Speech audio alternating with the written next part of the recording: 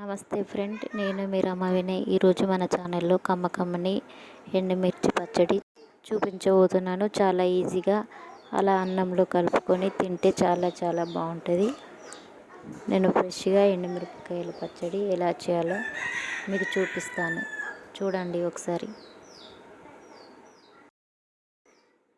ఇలా ఎండుమిరపకాయలు తీసుకొని వాటికి తొడిమెలు తీసేసి ఇలా ఫ్రెష్గా పక్కన పెట్టుకోవాలి. నెక్స్ట్ పల్లీలు కూడా ఇలా పక్కన ఉంచుకోవాలి.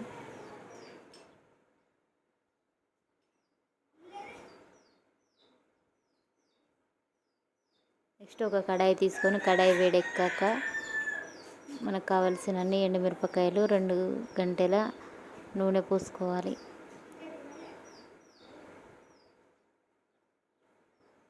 మొత్తం ఒకసారి ఫ్రై చేయండి. ఇవన్నీ వాటిని మొత్తం ఫ్రై చేసుకోవాలి. ఇలా ఎండుమిర్చి చేసుకుంటే కనుక ఎండుమిర్చితోటి చాలా చాలా బాగుంటుంది. మీరు తినేదాన్ని బట్టి ఎండుమిర్చిని యాడ్ చేసుకోవాలి, స్పైసెస్ని. నెక్స్ట్ జీలకర్ర వేసుకోవాలి. సరే మొత్తం కలుపుకోండి.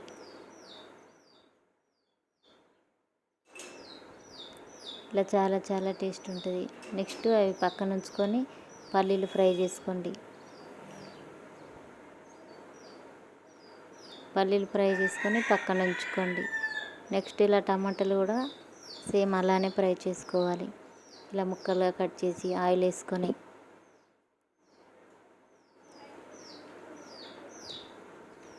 ఇలా ఫ్రై అయిన వాటిని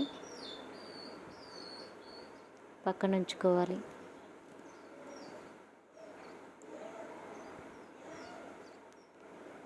నెక్స్ట్ వీటన్నింటినీ ఇలా వెల్లుల్లి ఉప్పు వేసి మొత్తం మిక్సీ పట్టుకోవాలి.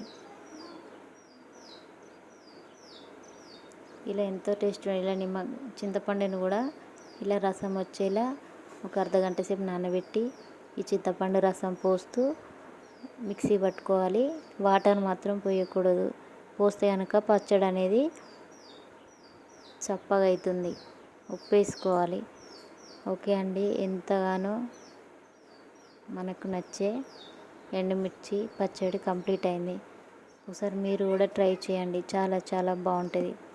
ఎవరైనా నా ఛానల్ని కొత్తగా చూసేవారు ఉంటే కనుక సబ్స్క్రైబ్ చేసుకోండి, లైక్ చేయండి, కామెంట్ చేయండి. ఒకసారి ట్రై చేయండి, చాలా చాలా బాగుంటుంది పచ్చడి.